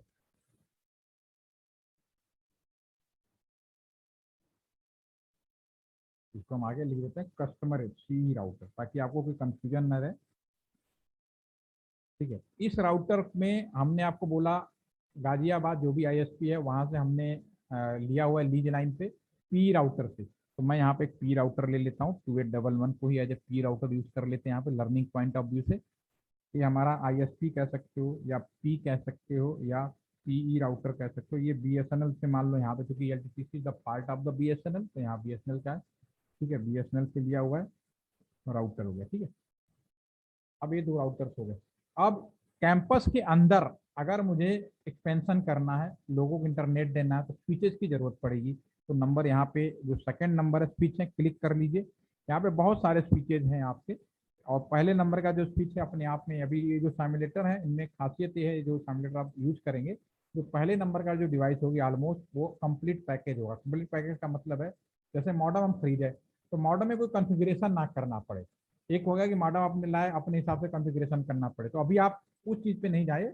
अभी आप मानिए कि आपने सब कुछ बना मिला है, सिर्फ हमें सेटअप करना है, ठीक है। तो पहले नंबर का आप यूज़ करें यहाँ पे। बाकी भी सब उसी तरह के हैं, लेकिन उसमें थोड़ा कॉन्फ़िगरेशन करना पड़ेगा, तब हम वहाँ नहीं जा रहे। पहले नंबर लेते हैं, इसको सेलेक्ट किया और एक हमने यहाँ स्विच लगा दिया। एक स्विच से दूसरा स्विच भी जोड़ सकते हैं, 2 स्विच ले लिए, ठीक है। 2 डिवाइसों का मैं सिलेक्शन ले रहा हूँ। नंबर 2, अब यहाँ पे कैंपस के अंदर कुछ लोग वाईफाई से भी जुड़ेंगे, तो इसी में वायरलेस डिवाइसेज है आपका, ये चौथे नंबर का जो जा रहा है, क्लिक करें। यहाँ बहुत सारे वाईफाई आ जाएंगे। एक्सेस पॉइंट अभी हम फिलहाल यूज कर रहे हैं, पहले नंबर का मैं यूज कर रहा हूँ यहाँ पे। एक्सेस पॉइंट वाईफाई हो गया आपका ये, ठीक है, ये दूसरे साइड रहेगा। अब इन सारे डिवाइसों को जोड़ने के लिए क्या कीजिए, ये तो हो गया आपका राउटर मेन हो गया, इससे सारी चीजें जुड़ेंगी, और इन सबको जोड़ने के लिए मुझे कंप्यूटर्स की जरूरत पड़ेगी। तो मैं यहाँ पे क्लिक करता हूँ, कंप्यूटर्स ले लेता हूँ, 2 कंप्यूटर मान लीजिए इससे जुड़ गया। ये कंप्यूटर्स हैं जो भी इंडिविजुअल से क्लिक करेंगे, ये हमारा लैपटॉप भी जोड़ सकते हैं। कुछ डिवाइसें होंगी जो वाईफाई के थ्रू जुड़ेंगी, तो इसमें आप आगे बढ़ेंगे, वाईफाई डिवाइस आपको मिल पाएगा। मूव करेंगे ना, नीचे यहाँ लिखा हुआ भी आएगा। तो वायरलेस टैबलेट है, ये वायरलेस टैबलेट ले लेते हैं, क्योंकि यहाँ पे कोई पासवर्ड नहीं है तो ऑटोमेटिकली ये कनेक्ट हो जाएगा ये आपके यहाँ पे। और मोबाइल स्मार्ट डिवाइसेज डेफिनेटली जो इंटरनेट से जुड़ सके वो स्मार्ट डिवाइसेज है, ये भी आपका कनेक्ट हो गया, ठीक है। इसमें पासवर्ड प्रोटेक्ट कर सकते हैं, तब उस समय हमें पासवर्ड डालेंगे, देन इनके भी कनेक्टेड होगा। और दूसरे एंड पे भी नेटवर्क को कंप्लीट करने के लिए एक कंप्यूटर और ले लेता हूँ, उसको यहाँ लगा देता हूँ, ठीक है। अब मैं इसको सारे को जोड़ना है। अब जोड़ने के लिए हमारे पास सबसे इम्पोर्टेंट जो केबल होता है वो होता है LAN cable. LAN cable, LAN cable communication, जैसे मैंने बोला कॉपर वायर बेस होता है, भी अलग अलग सेम चीज़ है। कॉपर वायर मेन कंटेंट होता है, बाकी सारी चीज़ें मिक्सअप की जाती हैं डिपेंड ऑन रावर, जो आपका किस तरह का हम नेटवर्क यूज करने जा रहे हैं उसके अकॉर्डिंगली, ठीक है। तो लैन केबल कैट 5 हो, कैट 6 हो, चाहे कैट 7 हो, अगर मार्केट में जाएंगे तो ये आपका कैट 5 भी मिलेगा, ठीक है, कैट 6 भी मिलेगा, कैट 7 भी आजकल मार्केट में अवेलेबल है, और कैट 8 भी मिलेगा, ठीक है ना। हमने ऊपर के तीनों यूज कर चुके हैं। कैट 1 अभी हमने सिर्फ नाम ही सुना है, मैंने भी देखा भी नहीं है, तो मैं उसके बारे में ज़्यादा नहीं बोलूँगा, लेकिन जो जानकारी मैं बताऊँगा। कैट का मतलब होता है category, category 5 number of cable. तो जो भी केबल कोई भी हो, सारे केबल्स में फिर मटेरियल का कंटेंट का डिफरेंस होता है। मटेरियल जो कंटेंट इस तरह से बनाए जाते हैं, उनसे उनकी 2 चीज़ें प्रभावित होती हैं। डिस्टेंस तो ऑलमोस्ट सभी के एक जैसी मिलेंगी, 90 मीटर ऑलमोस्ट होंगे। जो मेन अफेक्टेड होगा, एक तो होगा कि नंबर ऑफ कनेक्शंस कितना रखेंगे, दूसरा कि कितना स्पीड देगा। अगर आप कैट 5 केबल रियल में आज के डेट में अगर आपको कहीं मिल जाए कैट 5 केबल, तो कैट 5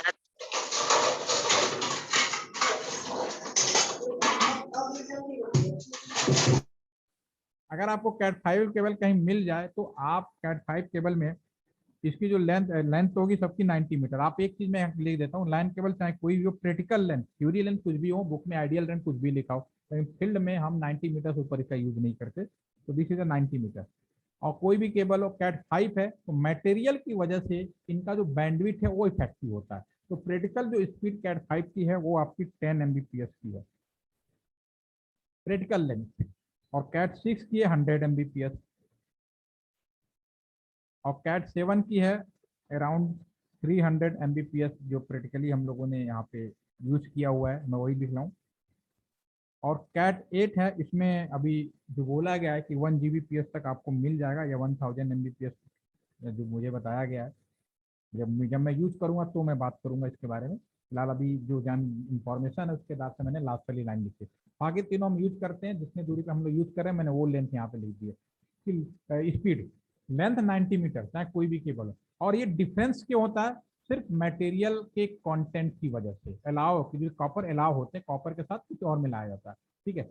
और लेंथ सबकी 90 मीटर होते हैं, चाहे केबल कोई भी हो। इन सब में एक चीज तो ये है कि टोटल नंबर ऑफ वायर कितने होते हैं, आपको जानकारी भी होगी। टोटल वायर होते हैं सब में, चाहे कोई भी केबल हो, all wire is the how many wire, anybody please, मालूम है किसी को कितने वायर होते हैं?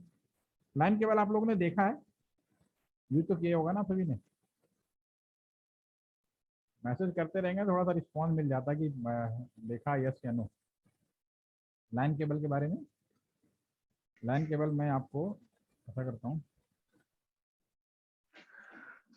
भूपेंद्र सर बोल रहे हैं, एक हाथ बोल रहे तो बधाई किसका, मैं यहाँ पे लिखता हूँ लाइन केबल।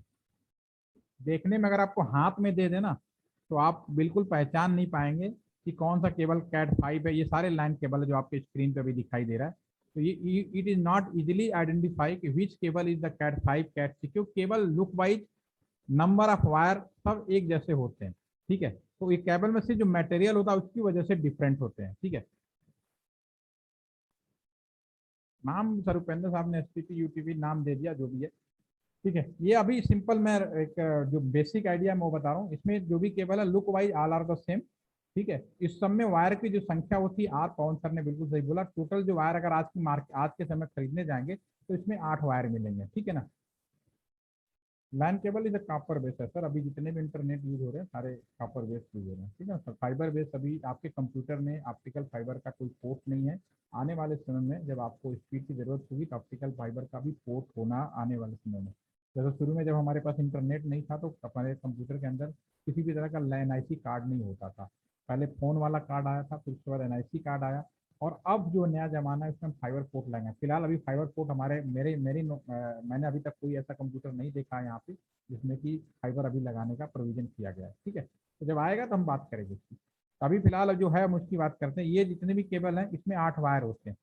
अगर आप बुक से पढ़ेंगे या गूगल सर्च करके जाएंगे और किसी को समझाने की कोशिश करेंगे या खुद भी समझने की कोशिश करेंगे तो हमारे लिए बड़ा मुश्किल होता है। एक कलर स्कीम होता है, ब्लू ऑरेंज ग्रीन, तो बड़ा मुश्किल है। ठीक है, तो आपको उस तरह से नहीं जाना है। सिंपली आपको, आप because you are technical person, तो सिंपली इसका जो बेसिक आइडिया मैं आपको बता देता हूँ। ये 8 वायर है, चाहे कोई भी कलर हो, इनको एक सीक्वेंस में खोल लीजिए। 1 2 3 4 5 6 7 और 8, doesn't matter what is the colour. आप सीक्वेंस में खोलिए और लेफ्ट हैंड साइड से राइट हैंड साइड तक नंबरिंग कर दीजिए। ये 1 नंबर हो गया, ये 2 नंबर हो गया, ये 3 नंबर हो गया आपका, ये 4 हो गया आपका, ये 5, ये 6, आपका ये 6 हो गया, ये 7 हो गया और ये 8 हो गया। ठीक है, जब आप इस तरह से करेंगे तो जो पहला और सेकंड वायर है ये आपका ट्रांसपेयर कहलाएगा, क्योंकि चूंकि इलेक्ट्रिकल वायर है, इलेक्ट्रॉनिक्स वायर है, तो पेयर में काम करेगा उसके नीचे। तो पहला और सेकंड ट्रांसफर का नाम बोलेंगे। थर्ड और 6 है, इसको हम रिसीव पेयर बोलेंगे। 7 और आपको 8 को हम बोलेंगे POE, पावर ऑफ इथरनेट। ठीक है, और जो 4 और 5 है इसको हम बोलेंगे डमी पेयर। अगर हम इस तरह से अगर यूज करना चाहें, this is a dummy pair. ठीक है, ये हमारे पास में वायर हो गया आपके पास में। अब इसमें हम कनेक्टर लगाते हैं। कनेक्टर कई तरीके से यूज किया जा सकता है, लेकिन जो बेसिक कनेक्टर होता है उसे हम लोग लाइन कनेक्टर बोलते हैं, RJ45। अगर हम वहाँ पे आप जाएंगे तो RJ45, this is a line connector जो इसके स्क्रीन पे लगे हुए हैं। This is RJ45 ethernet line connector. Okay, these all are the line connector. इसमें 8 पिन होते हैं मार्केट में। ठीक है, तो लाइन कनेक्टर जब आप लगाएंगे इस तरह से, इसके ऊपर एक साइड में आपने यही चीज लगा दीजिए 1 to 8। ठीक है, दूसरे साइड में क्योंकि इसकी लेंथ कितनी है, 90 मीटर है, डेफिनेटली 90 मीटर या उससे छोटे पे दूसरे एंड पे भी हम लाइन कनेक्टर या उसके जैसा कोई और अल्टरनेट ऑप्शन है तो हम यूज कर सकते हैं। तो फिलहाल अभी हम RJ45 की वजह से समझने की कोशिश करते हैं। दूसरे साइड पे भी अगर हम सेम मैनर में लगा दें, यानी 1 to 8 एक साइड लगा, दूसरे साइड भी 1 to 8 लगा दे, जिस साइड में कलर में, यहाँ मैं कोई कलर की बात ही नहीं कर रहा हूँ, मैं जनरल टेक्निकल बात कर रहा हूँ। 1 to 8 लगाया और सेम सीक्वेंस का दूसरे साइड में लगा दे, यानी 1 नंबर वाले को 1 रख दें, 1 को 1 रख देते हैं, 2 को 2 रख देते हैं, 3 को 3 रख देते हैं, 4 को 4, 5 को 5, 6 को 6, 7 को 7 और 8 को 8 रख देते हैं। ठीक है ना, ये हमने वायर कर दिया। ठीक है, तो ये जो केबल बन के तैयार होगा इसको हम बोलेंगे स्ट्रेट लाइन केबल। ये जो हमारा केबल होगा इस केबल का नाम हो जाएगा स्ट्रेट लाइन केबल।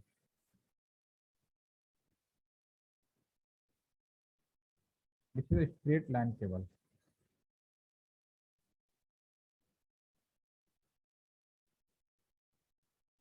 ओके, दूसरी, अगर मैं इस केबल को पलट दूं, एक साइड 1 to 8 हो, दूसरे साइड मैं कर दूं बिल्कुल उल्टा, 8 7 6 5 4 3 2 और 1, बिल्कुल अपोजिट कर दूं।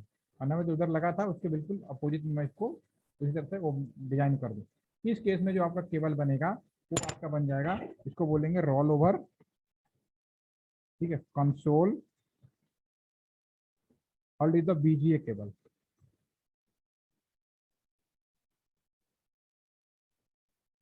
ठीक है, दिस इज बीजीए केबल।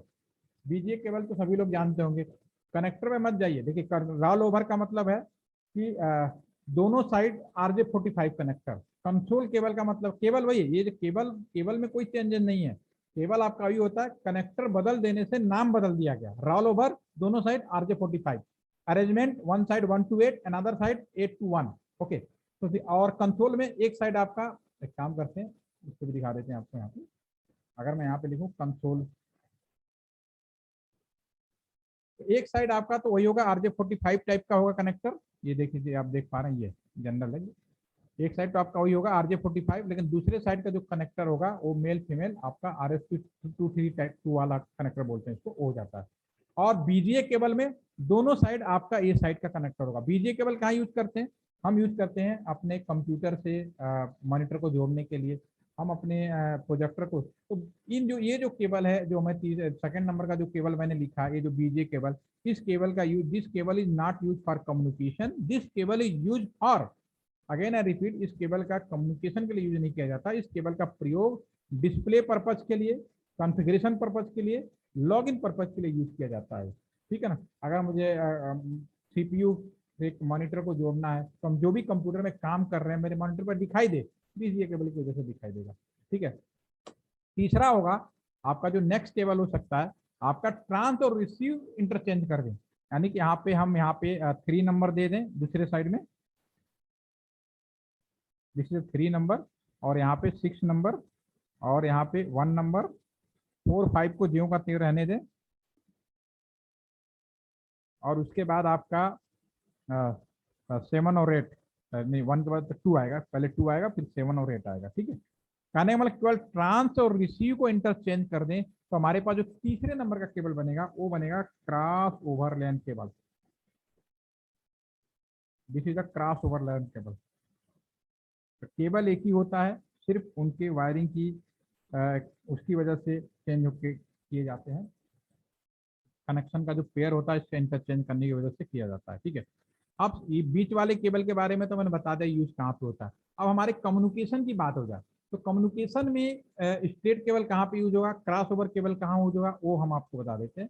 अगर डिवाइसेस सेम है, यानी राउटर से राउटर अगर हम कम्युनिकेशन पर्पज के लिए यूज कर रहे हैं, अगर मैं एक ये राउटर है और दूसरा राउटर है, अगर इन दोनों को कम्युनिकेशन पर्पज के लिए यूज करें तो both devices are the similar devices, इस केस में cross over LAN cable use होगा। This is the cross over LAN cable.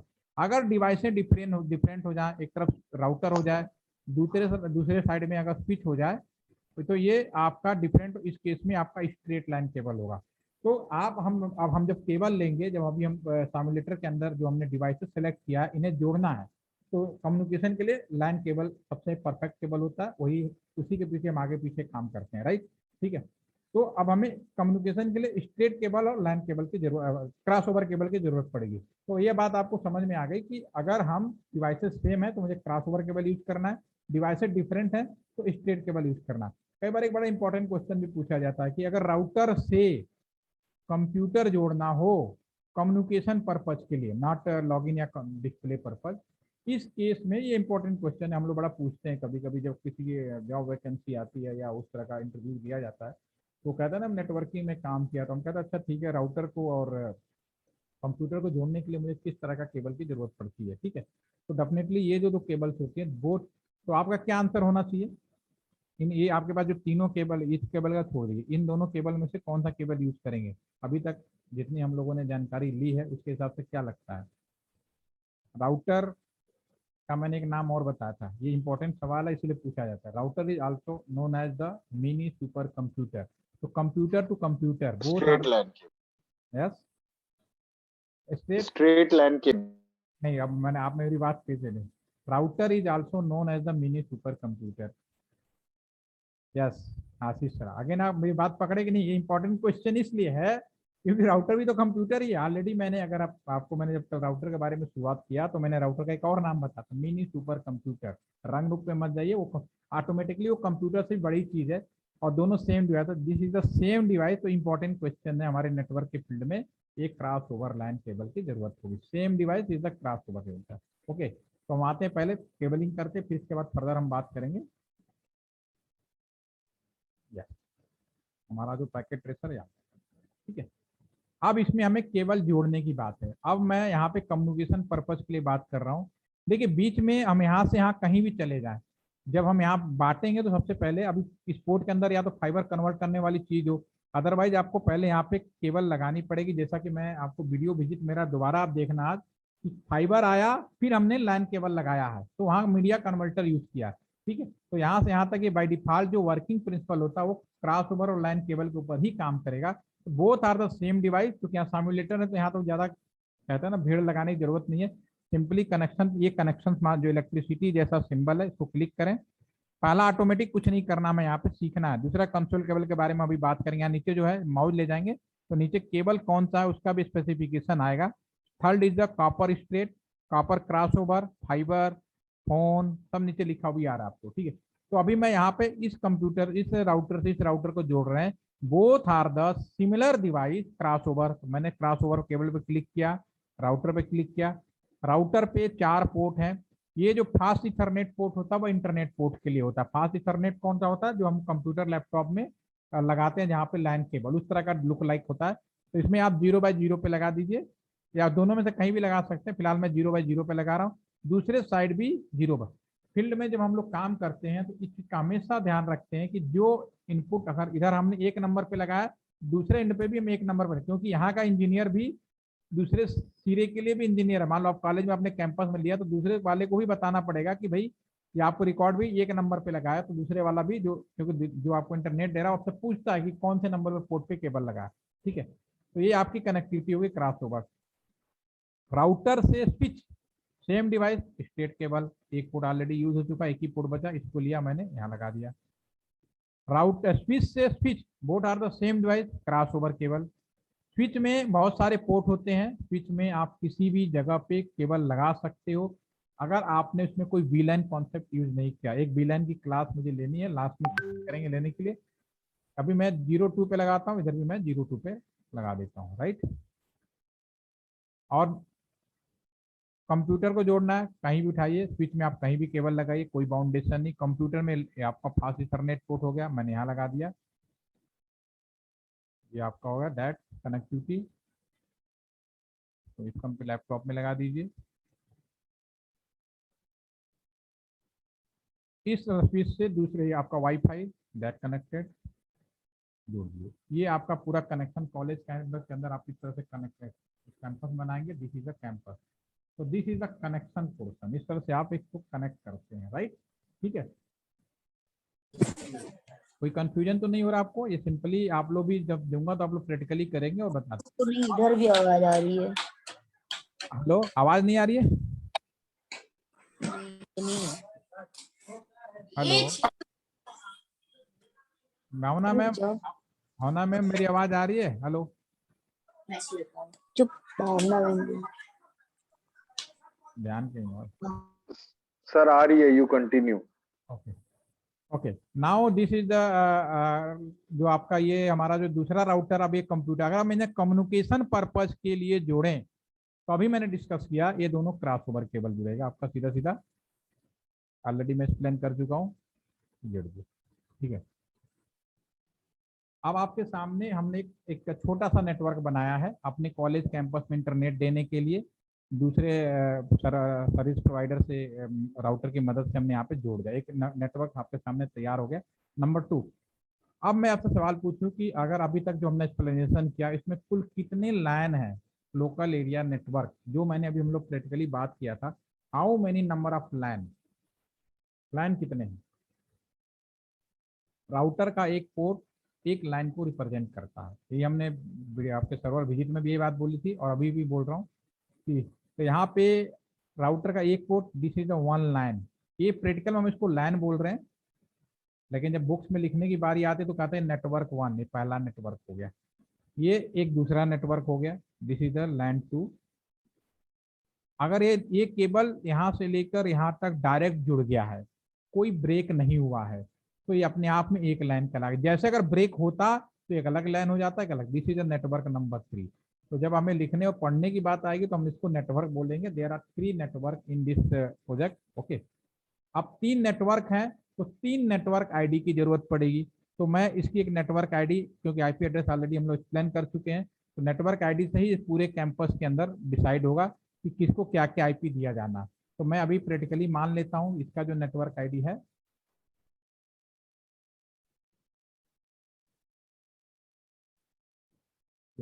ये नेटवर्क मैं 1 लिख देता हूं और इसकी नेटवर्क आईडी 192.168.1.0/24 लिख देता हूँ। इसका मतलब है कि जो आईपी रेंज आएगा वो आएगा 192.168.1.1 से लेके 254 तक आएगा, 1 से लेके 254 तक आएगा। ठीक है ना।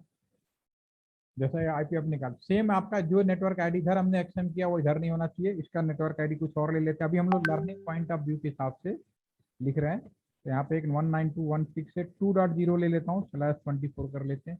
तो सेम मैनर में इधर 2 से लेके आपका आगे का आईपी हो जाएगा। तीसरी जो नेटवर्क आईडी होगी इसकी नेटवर्क 3, ठीक है, इसकी आईपी लेते हैं 192.168.3.0/24। ये हमने नेटवर्क आईडी लिया है। नेटवर्क आईडी से हिसाब से आपका आईपी इस तरह से पहले 3 यानी 24 बिट फिक्स होंगे, बाकी आपकी आईपी होगी जो हमने यहाँ पे लिया है। अब यहाँ पे जो राउटर का ये पोर्ट है, कहाँ पे हम आईपी एड्रेस देते हैं, कहाँ पे आईपी एड्रेस अलॉट किया जाता है। आईपी एड्रेस अलॉट किया जाता है राउटर का जो पोर्ट है। कंप्यूटर में भी आईपी एड्रेस कहाँ अलॉट करते हो, या वाईफाई कर रहे हैं मोबाइल पे कहाँ अलॉट होते हैं। अगर IMI नंबर आईपी एड्रेस वो हमारा जो, अगर वाईफाई से करोगे तो वाईफाई के पोर्ट को आईपी अलॉट होगा, कंप्यूटर के लैन पोर्ट को करोगे तो लैन पोर्ट को आईपी अलॉटमेंट होगा। वैसे ही राउटर के इस पोर्ट को आईपी अलॉट किया जाएगा, कंप्यूटर के इस पोर्ट को अलॉट आईपी किया जाएगा। और लोकल में किसी भी स्विच को आईपी अभी अलॉट हम नहीं करेंगे, क्योंकि स्विच ओनली डिस्ट्रीब्यूशन पैनल की तरह यूज होता है, एक कह सकते हो कनेक्शन सॉकेट की तरह यूज होता है। तो इनको कहीं भी आईपी देने की जरूरत नहीं है। तो आपको जो भी आईपी दी जाएगी कंप्यूटर पे दी जाएगी, राउटर के पोर्ट पे दी जाएगी। ठीक है, अब इस आईपी को दिया कैसे जाए, सबसे पहले प्लान कर लेते हैं। ये FA0/1 जो हमारा कंप्यूटर का पोर्ट है, इसको आईपी दे देते हैं 192.168.1.1/24। ठीक है, जो हमारा जो PC0 है इसको हम आईपी दे देते हैं, PC0 को 192.168.1.1 ऑलरेडी दे चुके हो तो आप 2 दे पाओगे, 224। ठीक है ना। तो इस तरह से आप इसको आईपी दे पाओगे। ओके, तो ये आईपी अभी अगर माउस ले जाके इसके ऊपर मूव करेंगे तो अभी आपके सामने एक पॉपअप स्क्रीन खुला होगा, जिससे आप देखोगे fast Ethernet 0/0, fast Ethernet 0/1, IP not set, IP address इसके ऊपर अभी सेट नहीं है, ये चीज लिखा हुआ आ रहा है। जो आईपी आपने प्लान किया है नेक्स्ट टाइम माउस ले जाओ तो यहाँ पे दिखना चाहिए। ठीक है, तो रियल में आईपी एड्रेस कैसे अलॉट किया जाता है। तो आईपी एड्रेस में बेसिकली जितने भी हमारे राउटर्स होते हैं उसमें ना तो कोई, आजकल अभी मेरे पास भी है, उसमें भी ना तो कोई मॉनिटर लगा है ना कीबोर्ड लगा हुआ है।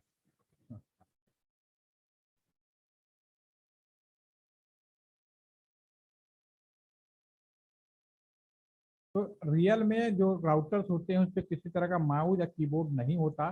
तो राउटर के अंदर आईपी एड्रेस कैसे अलॉट करेंगे, ऐसा तो नहीं राउटर को टच किया, हो सकता है आने वाले जमाने में ऐसा स्क्रीन आ जाए। तो राउटर को कॉन्फ़िगर कैसे किया जाएगा। ठीक है, तो राउटर को कॉन्फ़िगर करने के लिए आपको अपना एक लैपटॉप या डेस्कटॉप कंप्यूटर इसको इससे जोड़ना पड़ेगा। तो मैं एक लैपटॉप ले लेता हूँ राउटर कॉन्फ़िगर, क्योंकि राउटर में कोई भी कीबोर्ड माउस नहीं होता, तो मैंने एक लैपटॉप ले लिया।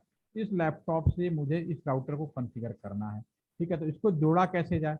तो राउटर को पहली बार कोई भी नई चीज़ लोगे, घर में भी अब स्मार्ट डिवाइसेज आ जाएंगी, फर्स्ट टाइम कोई भी उसमें कॉन्फ़िगर करना होगा तो उसकी भी इसी तरह से व्यवस्था करनी पड़ेगी। आप नहीं करेंगे, जो बेचता वो करता है। ठीक है, तो ये जो लैपटॉप से मुझे इसको जोड़ना है। तो अब आपको मैंने 2 केबल, तो ये हो गई क्रॉस ओवर स्टेट, वो तो हो गए आपके कम्युनिकेशन के लिए। कॉन्फ़िगर करना है, लॉगिन करना है या डिस्प्ले करना है तो ये मुझे कंसोल केबल की जरूरत पड़ेगी। कंसोल केबल के लिए हमें यहाँ पे क्लिक करेंगे, ये आपका जो सेकंड है कंसोल केबल। कंप्यूटर में ये इंटरनेट वाला पोर्ट नहीं, कंप्यूटर में कॉम पोर्ट होता है RS-232। अब तो समय बदल गया, अब तो USB पोर्ट आ गया, तो लोगों को दिमाग नहीं लगाना है, लेकिन हमें तो समझना पड़ेगा कि चीजें कैसे हो रही है। तो 232 पोर्ट इसमें होगा और इसके अंदर एक कंसोल पोर्ट होगा, हम कंसोल पोर्ट पे लगाएंगे। अब रह गया लास्ट वाला auxiliary port. Auxiliary port basically हमारे और आपके लिए नहीं होता, ये मैन्युफैक्चरर के लिए होता है, इसको एडमिन पोर्ट भी बोलते हैं।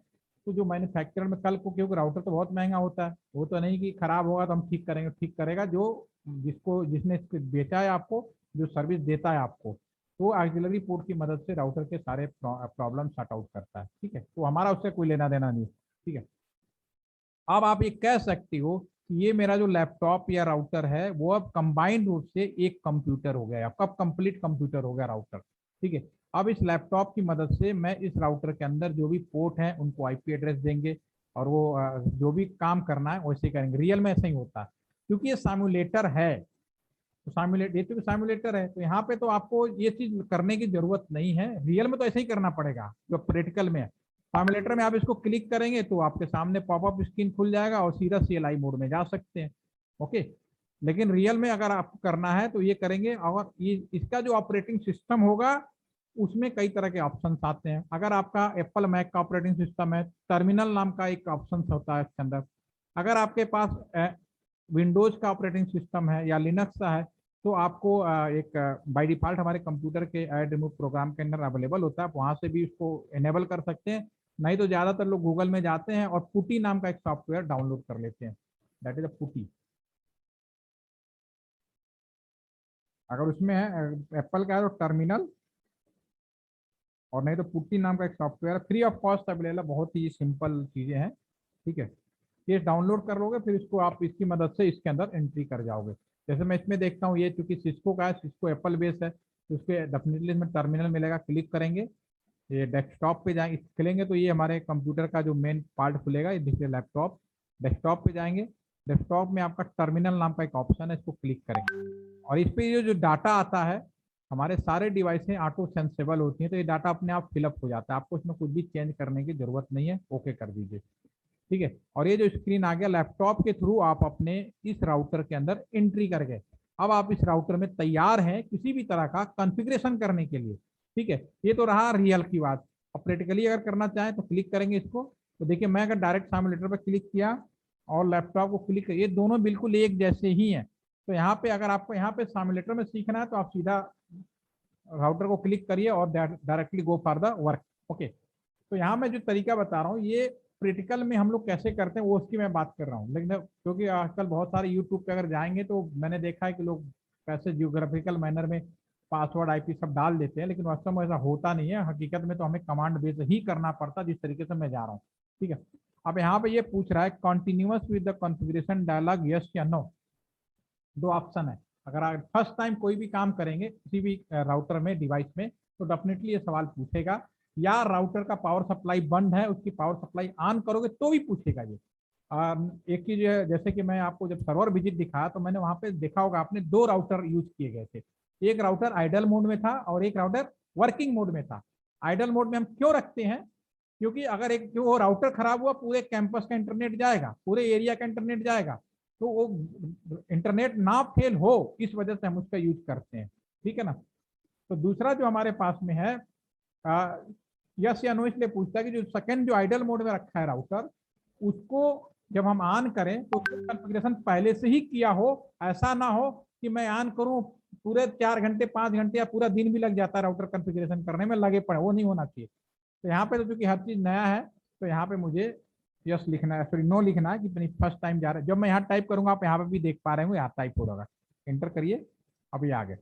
अब जैसे आपने इंटर प्रेस किया, अब ये सिंबल आ गया, इस सिंबल का मतलब होता है यूजर मोड। आप जैसे करेंगे ये आपका सिंबल आएगा, इसका मतलब है यूजर मोड। ठीक है, this is user mode. What is the meaning of the user mode? User mode का मतलब होता है, जैसे मैं कोई लैपटॉप या कंप्यूटर खरीद के लाता हूँ तो आपको कैसे पता चलेगा कि मेरा जो लैपटॉप है, बाहर चाहे भले एप्पल का लगा दो चाहे कोई भी सिंबल लगा दो, लेकिन वास्तविकता अगर आपको जानना है कि मेरा जो लैपटॉप है, कंप्यूटर है, उसका क्या हार्डवेयर स्पेसिफिकेशन है, क्या सॉफ्टवेयर है, कैसे पता करोगे? मैं अपने कंप्यूटर की बात कर लेता हूँ। तो सीधे इसके दो तरीके हैं। एक तरीके है सीएमडी में जाओ, कमांड प्रॉम्प्ट में कुछ कमांड फायर करो, आपको मिल जाएगा। नंबर 2, कंप्यूटर के डेस्कटॉप पे माई कंप्यूटर का आइकन बना होता है, उसे क्लिक करो, प्रॉपर्टीज में जाओ, वहां से भी आप फाइंड आउट कर सकते हो। तो यूजर मोड में मुझे इस बात की जानकारी मिलेगी कि ये जो राउटर है कौन सा मॉडल है, इसके अंदर कितना ऑपरेटिंग सिस्टम है, कुछ कमांड फायर करने से। ठीक है, तो फिलहाल इसकी जरूरत नहीं है। जब हम यहाँ पे टाइप करेंगे आपको इनेबल, ENABLE एक कमांड होती है, फायर करेंगे तो आप प्रिविलेज मोड में आ जाएंगे, हैश मोड में आ जाएंगे। जो सेकंड आपके पास जो ऑप्शन आया वो आपका हैश मोड में आएगा, इस तरह से आएगा। इसको बोलते हैं प्रिविलेज मोड, प्रिविलेज मोड।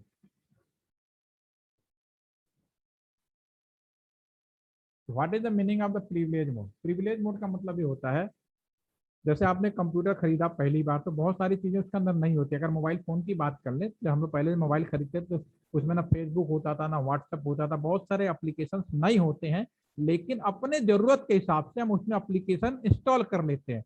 तो जब मैंने खरीदा था और बाद में क्या क्या इंस्टॉल किया, इस चीज की जानकारी कहाँ से मिलेगी? अगर अपने कंप्यूटर में बात करें तो ऐड रिमूव प्रोग्राम में से फाइंड आउट कर सकते हो, या कमांड प्रॉम्प्ट में भी जाके फाइंड आउट कर सकते हो। तो वैसे ही प्रिविलेज मोड में कुछ कमांड फायर करेंगे, क्योंकि मैं इस राउटर का, मैं एलटीटीसी की बात करूं अगर, तो एलटीटीसी के राउटर का इंचार्ज मैं हूं, मेरा ट्रांसफर हो गया, मेरी जगह कोई नया आया, तो मुझसे फोन करके थोड़ी ना पूछेगा कि भैया क्या क्या किए हुए। वो प्रिविलेज मोड में जाएगा, कमांड फायर करेगा और सारी जानकारी ले लेगा। तो प्रिविलेज मोड में some command firing we can know everything what is the configuration available in this router, इस राउटर के अंदर किस तरह का कॉन्फ़िगरेशन अवेलेबल। ठीक है, तो मैं यहाँ पे एक कमांड भी बता देता हूँ। एक मोर कई कमांड होती है, एक बहुत ही पॉपुलर कमांड है तो रनिंग, क्योंकि iOS ऑपरेटिंग सिस्टम है, एप्पल मैक का ये बहुत ही पावरफुल ऑपरेटिंग सिस्टम होता है। तो running configuration tab button use करता हूँ, कंप्लीट आ गया, कंप्लीट कमांड हो जाता है। दो शब्द लिखने, इंटर मारेंगे तो पूरे राउटर की जानकारी देगा, होस्ट नेम क्या है, कौन सा वर्जन है, लाइक दिस। ठीक है ना, पूरी इंफॉर्मेशन देगा। राउटर के अभी ये जो पोर्ट है इन पे कोई IP अलॉटमेंट नहीं है, रियल में ऐसे ही हम जान पाएंगे। ठीक है, जो भी किया होगा आपका आ जाएगा। अब मुझे वास्तव में मैं यहाँ पे किस लिए खड़ा हूँ, मैं यहाँ इसलिए खड़ा हूँ कि इस पोर्ट को मुझे IP देना।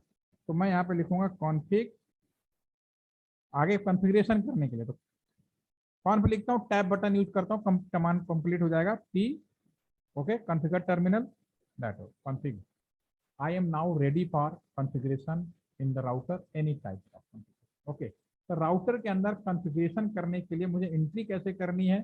सिंपली आप लैपटॉप लगाएंगे, लैपटॉप लगाएंगे, लैपटॉप के बाद आप इसके राउटर के अंदर एंट्री करेंगे, help of the user mode जो भी मैंने आपको बताया, टर्मिनल या जो भी पुटी कमांड है उसकी मदद से, और फिर उसके अंदर हम रेडी होंगे फर्दर कमांड के लिए। ठीक है, तो मैं अब आगे आगे मुझे दो तीन बहुत ही इंपॉर्टेंट चीज़ें बतानी है कि सब आगे बहुत ही आपका प्रैक्टिकली वो चीज़ें आने वाली हैं। तो अभी मैं आपको थोड़ा ब्रेक देता हूँ, थोड़ा सा आप इसको, ये जो मैंने अभी बताया इसको एक बार रिवाइज कर लेंगे ना थोड़े 5-10 मिनट में, तो फिर आप सभी के लिए बहुत अच्छा रहेगा, ताकि आप आगे वाला जो काम है बहुत आसानी से समझ पाए मैं क्या बताने जा रहा हूँ। ऑटोमेटिक IP कैसे अलॉट होता है वो अभी आप देख पाएंगे, कैसे हमारा अपने नेटवर्क से बाहर के नेटवर्क में कैसे कम्युनिकेट करते वो देख पाएंगे। तो मैं अभी आपको क्या टाइम हो रहा है देखते हैं, अभी 2:15 हो रहा है, आधे घंटे का ब्रेक कर देता हूँ। तो 2:45 पे मैं क्लास को रिज्यूम करूंगा, करीब 30 से 40 मिनट की और क्लास होगी मेरी। तो फिर हम उसमें पूरा प्रैक्टिकल देखेंगे जो बताने लायक है, जिसमें आप लोगों को कर सकते हैं। ठीक है ना, तो thank you for till time now.